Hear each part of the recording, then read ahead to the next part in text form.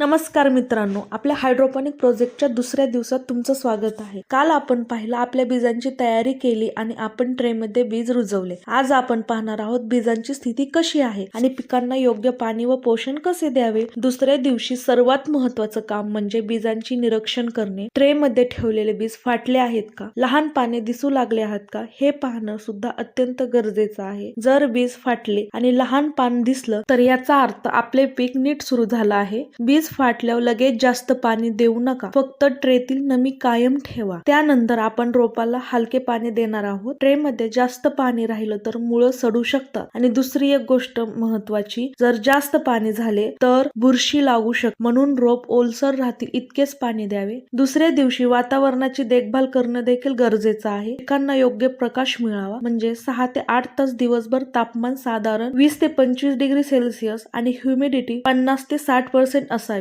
अत्यंत गरम किंवा खूप थंडगार वातावरण पिकांसाठी हानिकारक ठरू शकते. तर मित्रांनो, दुसऱ्या दिवशी आपण बीजांची पहिली स्थिती तपासली, पाणी दिलं आणि वातावरणाची काळजी घेतली. उद्या आपण पाहणार आहोत रोपांची वाढ कशी झाली आहे आणि नवीन पान दिसू लागला आहे का. व्हिडिओ आवडला असेल तर लाईक, सबस्क्राईब करा आणि बेल आयकॉन दाबायला विसरू नका.